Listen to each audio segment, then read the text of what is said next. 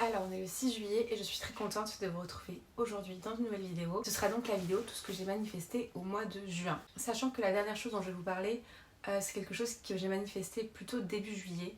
Mais c'est tellement une grosse manifestation qui me remplit encore aujourd'hui beaucoup d'émotions que j'ai envie de vous en parler maintenant parce que j'ai encore le truc à chaud.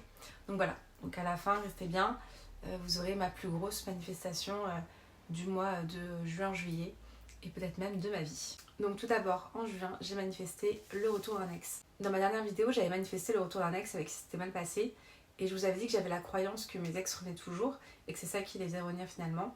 Mais en fait, cette croyance en sous-jacent, c'était tous mes ex avec qui ça s'est mal terminé finissent par revenir. Et finalement, j'avais pas trop cette croyance pour les ex avec qui ça s'était bien terminé et je pensais à ça justement donc la dernière fois. Et je pensais à un ex en particulier qui n'était jamais revenu alors que ça s'était hyper bien terminé. Et il se trouve que 2 jours après, cet ex avec qui je n'étais pas en communication depuis au moins 1 an je pense, a commencé à m'écrire, à répondre à mes stories et à m'envoyer des messages très mignons, très équivoques. Mais bref, du coup je peux dire que cet ex est revenu. Ensuite, j'ai manifesté une embrouille qui n'a jamais existé. C'est-à-dire que je discutais avec quelqu'un depuis quelques temps et il y a un jour où j'ai pensé à un truc. Enfin, j'ai pensé à faire une action, mais une action que je n'ai pas faite finalement. Et le lendemain, cette personne a arrêté de me parler. Et en insistant un peu pour savoir pourquoi elle avait arrêté de me parler, elle m'a parlé de cette action comme si je l'avais faite, alors que je ne l'ai pas faite finalement. Donc j'ai réussi à créer une embrouille qui n'a jamais existé avec quelque chose que je n'ai jamais fait, ni jamais dit, ni parlé à personne. Donc vraiment, c'est fou de voir à quel point l'esprit manifeste tout. Et même les choses que vous ne faites pas. Tant que c'est en conversation intérieure, vous manifestez. Après ça, j'ai manifesté un gros sujet puisque j'ai manifesté le départ de mon travail. C'est rigolo parce que je vous avais fait une vidéo il n'y a pas si longtemps pour dire à quel point j'aimais travailler là où je travaillais. Et il se trouve que, d'ailleurs ce qui est marrant, c'est que dans cette vidéo, il y a un moment où je dis, dans tous les cas, je ne sais pas où je serai demain, même littéralement demain. Et à ce moment-là, l'idée n'avait pas mûri de partir. Elle est venue un petit peu après ça. Et c'est une décision que j'ai mûrie pendant quelques jours, sachant que moi j'étais partie pour une saison. Et c'est très compliqué de quitter une saison en plein milieu, surtout quand on était à une semaine des vacances scolaires. Déjà c'est pas correct pour l'entreprise avec laquelle on travaille. Et ensuite, quitter un job c'est toujours délicat. Moi je n'ai pas envie de partir avec perte et fracas. Je n'ai pas envie de partir dans le drame. Du coup ça m'empêchait un peu de partir. Je me disais que j'allais rester, que j'allais prendre mal en patience et rester jusqu'à la fin. Mais une partie de moi avait vraiment envie de partir. Mais je voulais partir propre. Et il se trouve que j'ai réussi à manifester de partir de ce travail de façon propre. Ça a pris moins d'1 semaine. Tout s'est enchaîné très rapidement et de façon très organique pour que je puisse quitter ce job très rapidement. Suite à ça, je me suis demandé ce que j'allais faire, parce que l'idée c'était pas non plus de partir et de ne rien faire. Et je me suis dit que je vais certainement repartir à mon compte, comme je le faisais avant de reprendre les saisons. Et la veille de mon départ, je croise un de mes collègues dans les couloirs. Sachant que je n'avais pas prévu de parler à tous mes collègues de mon départ. J'étais dans une boîte où j'avais beaucoup de collègues. Et je voulais vraiment dire aux gens de qui j'étais le plus proche. Je croise ce collègue avec qui je m'entends bien, mais avec qui je ne suis vraiment pas proche. Mais je ne sais pas pourquoi je lui dis que je pars. Et là, il me demande ce que je vais faire. Donc je lui explique que je vais peut-être reprendre mon activité de graphiste. Et là, donc, il me dit de lui-même que son amie, sa copine est graphiste, qu'elle a créé sa boîte il y a quelques temps et qu'elle fait tellement d'argent que son comptable lui a conseillé d'embaucher des gens, déjà parce qu'elle doit refuser des contrats tellement elle en a, mais aussi pour pouvoir un peu sortir de l'argent et payer moins de charges. Et du coup, ce mec m'a dit qu'il allait me mettre en contact avec sa copine pour que je puisse travailler. Donc voilà, ça c'est opportunité professionnelle manifestée sans même que j'ai à bouger le petit doigt, juste à la suite d'une idée. J'ai également manifesté 2 amitiés avec 2 femmes, une au travail, et j'ai également réussi à manifester une amitié virtuelle, puisque c'est une amitié avec Elisa, donc que j'ai rencontrée via les réseaux sociaux. Et en fait c'est drôle parce que très régulièrement dans ma vie, je change un peu, je change de réalité, je shift d'identité et donc de réalité. Et dans ces moments-là, j'aime changer de lieu d'habitation, de travail, d'apparence ou encore mon cercle. Donc très souvent, je fais du tri dans mon cercle amical. Et il se trouvait que là, j'avais fait un tri très récemment de mon cercle amical. Mais je manifestais l'envie de rencontrer des gens qui vibraient, on va dire, la même énergie que moi, qui avaient les mêmes centres d'intérêt que moi. Et c'est à ce moment-là qu'est arrivée Elisa. Donc je sais pas si on peut dire avec Elisa qu'on est amis. Je suis très gênée parce que je me dis ça se trouve, elle regarde cette vidéo. Mais moi je l'aime beaucoup.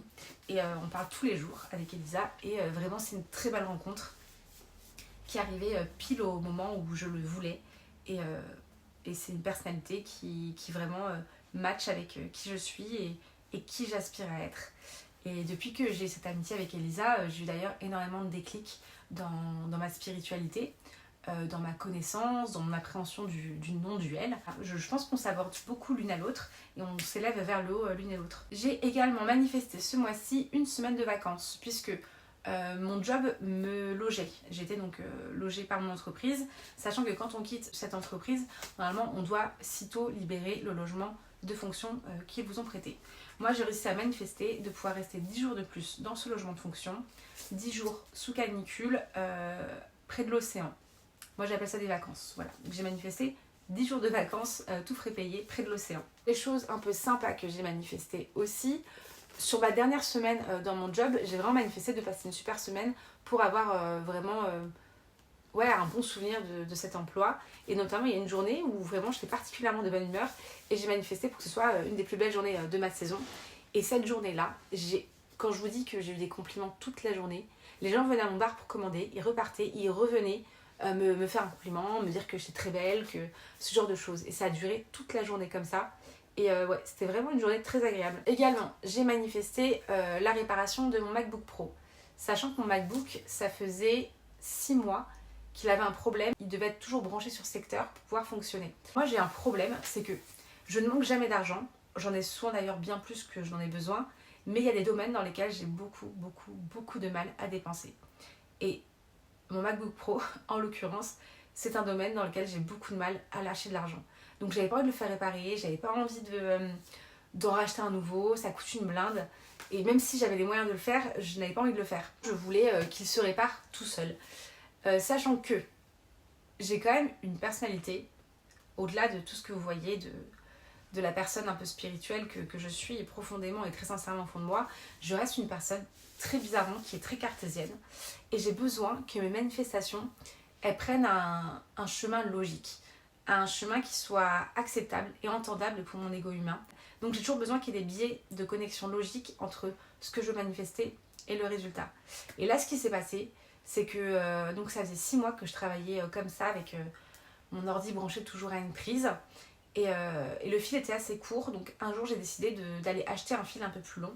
Donc j'étais chez Action, j'ai payé ça franchement 2 € je crois, 2-3 €. J'ai acheté ce fil, donc qui était beaucoup plus long. Et du jour où j'ai branché le nouveau fil, mon Mac a refonctionné. Du jour au lendemain, la batterie était réparée. La batterie qui, quand avant je passais le doigt, la souris, le curseur sur l'icône de la batterie, me disait que la batterie était cassée, que c'était à réparer. Du jour où j'ai changé le fil, tout a refonctionné de nouveau. Je pouvais à nouveau débrancher mon Mac pendant plusieurs heures sans que la batterie se décharge. Et je sais que j'ai manifesté ça. Je sais que ça a pris ce point d'incidence de changer ce fil à 3 € chez Action. Et voilà comment j'ai réparé mon MacBook Pro. Également manifester un appartement. Vu que donc je quittais mon job et l'appartement de fonction qui allait avec, il a fallu très rapidement que je manifeste un nouvel endroit où m'installer, sachant que personne ne pouvait m'accueillir dans ma famille. Et en l'espace de 2 jours, j'ai manifesté un appartement dans la ville que je voulais, au tarif que je voulais, et avec un propriétaire qui accepte de me prendre sans CDI, sans garant, sans rien. Voilà, ça m'a pris exactement 2 jours. Et non seulement l'appartement est vraiment où je voulais, dans la rue à côté de celle que je voulais, au prix que je voulais, et également, il y a une clim. Et ça, par ces temps difficiles, par ces temps de canicule, une clim, vraiment, je suis au max. Et donc, on arrive à ma dernière manifestation du mois de juin et qui, finalement, s'est un peu étendue de fin juin à la date du 2 juillet, le jour où vraiment la chose s'est manifestée. Et pour vous raconter, ça va prendre un peu longtemps, mais je vais vous placer un petit peu de contexte. Il y a quelques semaines, en scrollant sur TikTok, je tombe sur la vidéo d'une fille dans un bar qui chante une chanson de System of a Down avec tous les gens qu'il y a dans le bar. Et elle chante un couplet en particulier. Et il se trouve que j'ai toujours été une très grande fan du groupe System of a Down, qui et peut-être même mon groupe préféré. Et cette chanson particulièrement, et ce couplet tout particulièrement. C'est le genre de couplet que je chante à gorge déployée dans ma voiture quand j'écoute la chanson, et même des fois, le couplet passe, je remets le couplet 4-5 fois, juste pour pouvoir rechanter ce couplet. Et donc je vois cette vidéo et ça me procure un truc de fou dans l'estomac. Je me dis, mais quelle chance ça doit être effectivement de pouvoir chanter cette chanson entourée d'autres personnes qui l'aiment. Et bref, je passe à autre chose. Arrive le moment où je quitte mon travail. Et quand je quitte mon travail, il y a une idée qui me vient en tête. C'est que j'ai un ami il y a quelques mois qui m'a dit qu'il allait aller au concert de System of a Down. Sachant que System of a Down ne donne jamais de concert en Europe. Je crois que ça fait plus de 10 ans qu'ils ne sont pas passés en Europe. C'est extrêmement rare. Et là, ils ont fait donc 2 dates sur Paris, début juillet. Et déjà, bon, les dates sont retrouvées sold out en moins de 10 minutes.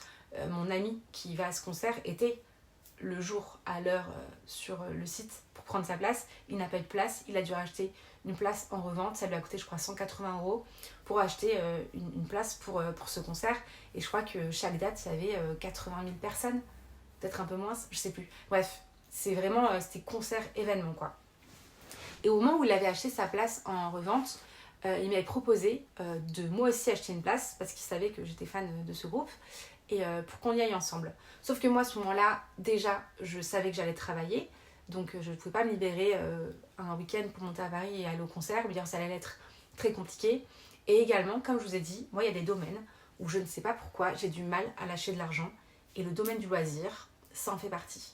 J'ai beaucoup de mal à dépenser beaucoup d'argent pour un truc qui a juste attrait à un loisir. À ce moment-là, donc, on est fin juin et le concert est dans moins d'une semaine. Et je repense à ce concert et j'écris à mon pote pour lui demander s'il y va toujours et le site sur lequel il avait acheté ses places en revente.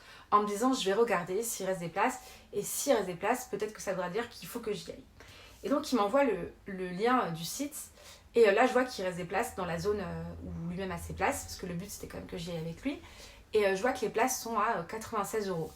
Et vraiment, mais vraiment c'est surréaliste parce que j'aime vraiment ce groupe d'amour. Et vraiment, ce serait un rêve de les voir en concert. Et c'est tellement un rêve que j'ai jamais osé rêver à ça. Tellement c'est grand pour moi, je n'ai jamais osé rêver à ça. Et pourtant, j'en ai vu des groupes en concert, des groupes que j'adore, des groupes à la notoriété similaire. Mais System of a Down, pour moi, c'était, je sais pas.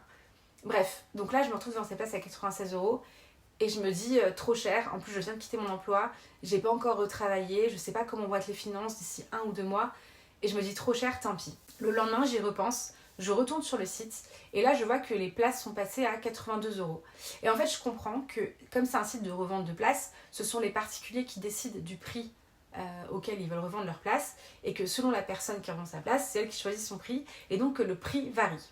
Et en fait, quand vous voyez le prix de la place à vendre, vous voyez la dernière place qui a été vendue avant, à combien elle a été vendue.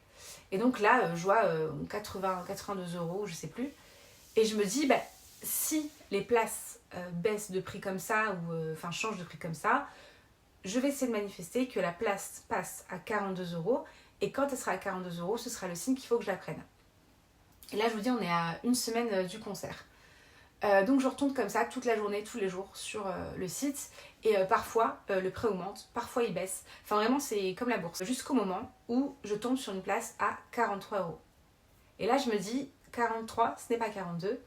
Mais ça veut dire que c'est possible. Je peux manifester un prix beaucoup plus bas, sachant que la place originelle était à 95 €, je crois. Et que vraiment, je vous dis, c'est un concert événement. C'est vraiment un truc de fou. Et je me dis, bah, je vais manifester ce que la place passe à 34 €.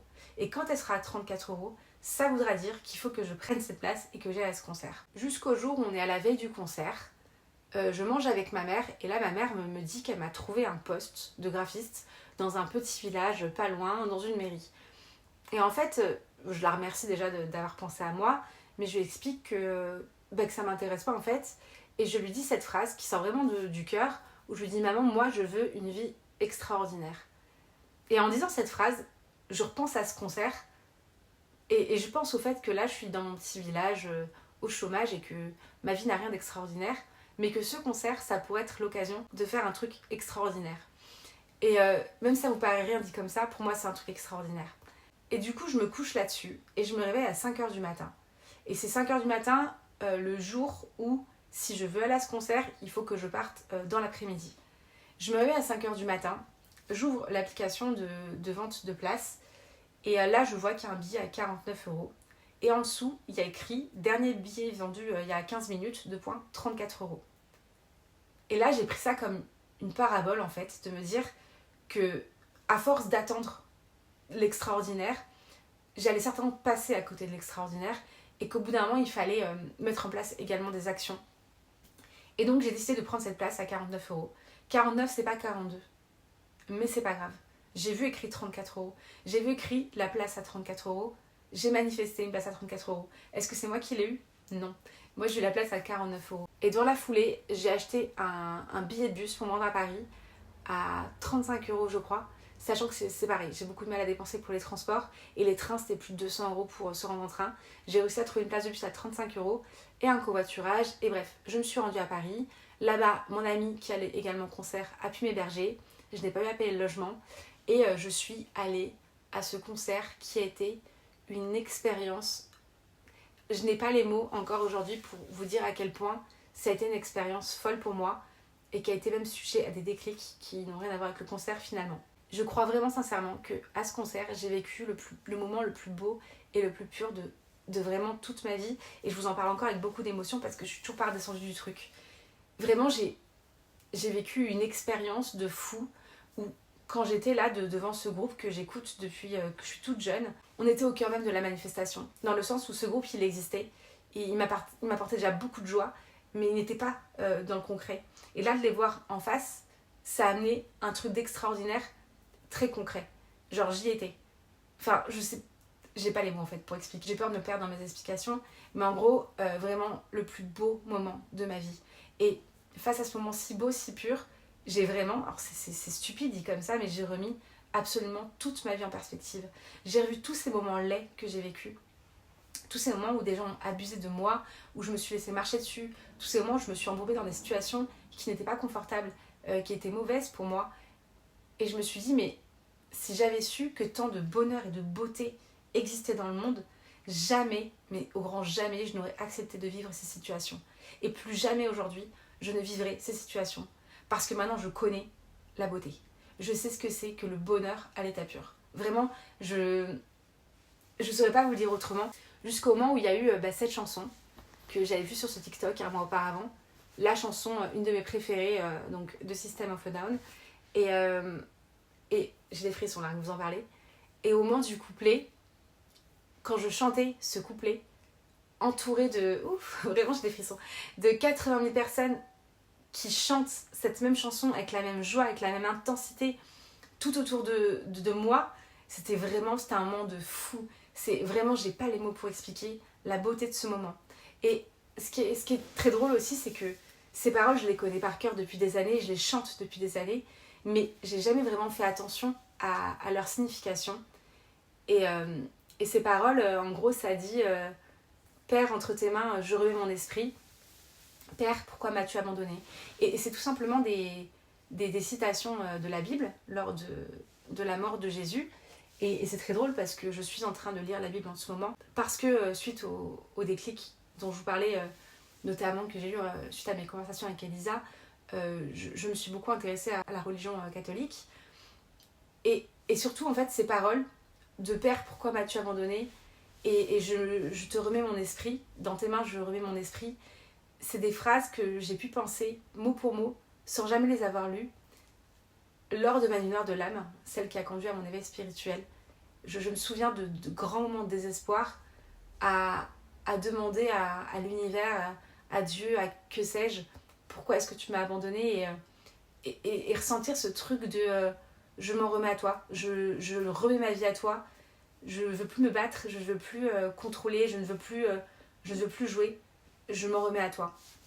Et bref, chanter ces paroles de mon groupe préféré, avec 80 000 personnes autour qui chantent la même chose, avec la même intensité, avec la même joie, avec les mêmes larmes dans les yeux, c'était un moment qui était incroyable.